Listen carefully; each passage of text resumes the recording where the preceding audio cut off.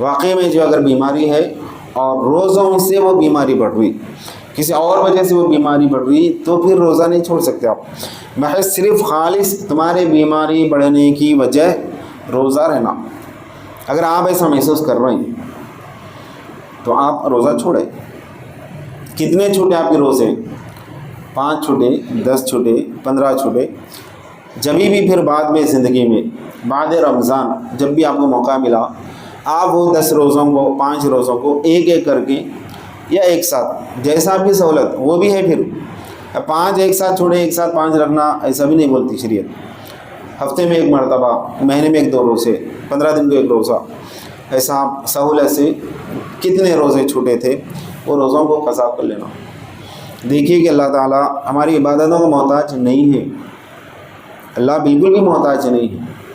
ہاں، یہ عبادتوں کے ذریعے سے اللہ کو خوش کرنا یہ ہماری ذمہ داری ہے۔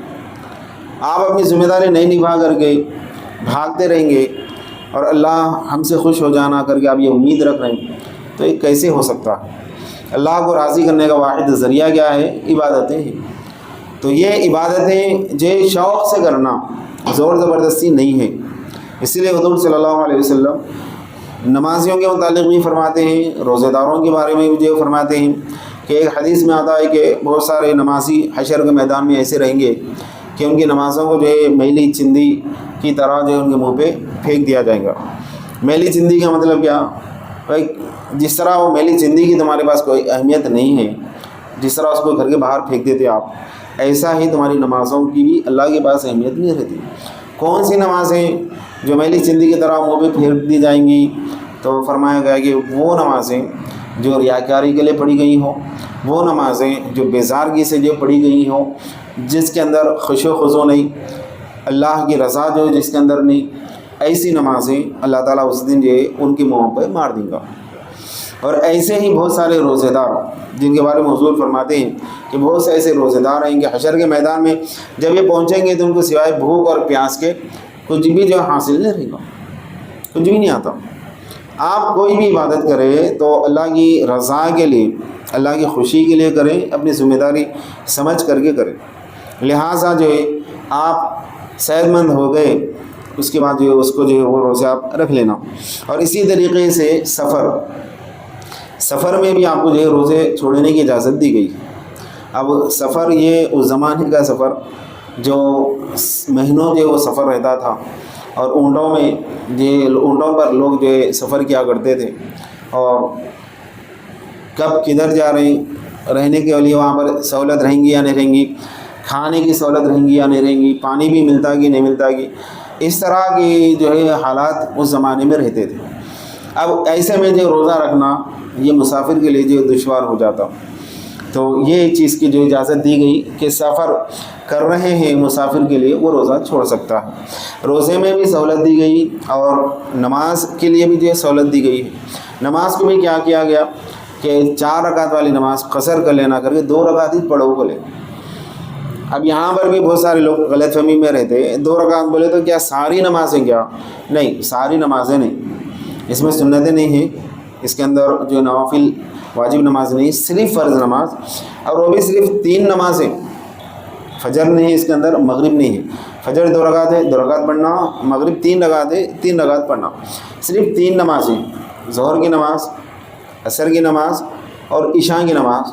آپ سفر میں کہیں پر بھی گئے آپ اور 97 کلومیٹر 97 کلومیٹر پار کر کے آپ چلے گئے، تو وہاں پر آپ کو شریعت اجازت دیتی ہے کہ 4 رکعت کے بجائے 2 رکعت اس کو جو ہے پڑھ لینا، قصر نماز ہوتی ہے۔ یہاں سے آپ اگر حیدرآباد چلے گئے تو آپ کے اوپر قصر رہتا۔ اب یہاں سے آپ کبھی شاپنگ کے لیے کچھ خریداری کے لیے گئے، وہاں پر جو ہے نماز پڑھنے کے لیے، عصر کی نماز پڑھنے کے لیے مسجد میں گئے، تو وہاں جماعت ختم ہو گئی اور آپ جو وضو بنا کر کے جا کے وہاں پہ نماز پڑھ رہے ہیں، تو کتنی پڑھنا؟ صرف 2 رکعت پڑھنا۔ اگر وہاں کی مسجد میں جماعت کے ساتھ پڑھ رہے ہیں، آپ مسجد میں پہنچے، جماعت چل رہی ہے، وضو بنا کر کے جماعت میں شامل ہو گئے، تو پھر امام جتنے پڑھا ہے اتنے پڑھنا، 4 رکعت ہے 4 رکعت پڑھنا۔ اکیلے اگر آپ پڑھ رہے ہیں، تنہا اگر پڑھ رہے ہیں، تو وہاں پر آپ کو قصر کرنے کی اجازت دی گئی ہے۔ تو یہ سہولت جو ہے اس زمانے میں دی گئی لیکن آج بھی برقرار ہے، اور یہی روزے کی سہولت بھی اس زمانے میں دی گئی لیکن آج بھی برقرار ہے۔ اب چونکہ سفر اب تو آسان ہو گیا نا، پہلے جو سفر مہینوں میں کیا جاتا تھا، سالوں میں کیا جاتا تھا، اب ٹیکنالوجی کے ذریعے سے اب وہ اتنا سفر اب ایک دن میں ہو جا رہا، ہو رہا کہ نہیں ہو رہا؟ تو سفر جیسے جیسے آسان ہوتا گیا، خود سرکار دو عالم صلی اللہ علیہ وسلم کے دور میں سفر کی جو مشکلات تھیں، یعنی راستے میں ڈاکوؤں کے حملے ہونا، مال لوٹ لینا، لوگوں کا لوٹم لاٹی کرنا، یہ ساری چیزیں چلتی تھیں. لیکن بعد میں جیسے جیسا اسلام پھیلتے گیا اور حالات بدلتے گئے اور راستہ پورا امن ہو گیا، لڑائی جھگڑا لوٹ مار کا خوف ختم ہو گیا، تو اس وقت ایک صحابی رسول آگے پوچھے، یا رسول اللہ صلی اللہ علیہ وسلم، اب تو وہ خوف نہیں ہے نا، تو کیا اب ہم قصر پڑھیں یا پوری نماز پڑھیں؟ تو حضور صلی اللہ علیہ وسلم فرماتے ہیں کہ نہیں، قصر ہی پڑھو، کیونکہ اللہ کی طرف سے تم لوگوں کے لیے رعایت ہے، تحفہ ہے، اور اللہ کے تحفے کو مت لوٹاؤ، اس کو رد نہ کرو. لہٰذا وہ حکم آج بھی برقرار ہے. اگرچہ کہ آج سفر کی اتنی مشکلات نہیں ہیں، پھر بھی روزے دار کو آپشن ہے، رکھنا ہے یا نہیں رکھنا ہے. نہیں رکھنا چاہ رہا نہیں بھی رکھ سکتا، رکھ لے رہا تو بہت اچھی بات ہے، رکھ لے رہا انہیں اگر سفر کرتے ہوئے. اب حیدرآباد جانے کا کوئی بڑی بات ہے کہ روزہ رکھ کے آرام سے انہیں جا سکتا. اگر وہ روزہ رکھ کر کے جا رہا ہے تو بہت اچھی بات ہے، اللہ بھی اسے خوش ہوں گا. نہیں میں چھوڑنا چاہ رہا ہوں بھائی، بعد میں پھر آگے میں اس کی خدا کر لیتا ہوں، بولے تو شریعت اس کی بھی اجازت دیتی ہے. پر ایک چیز یہ ہے کہ معاف نہیں ہوتا.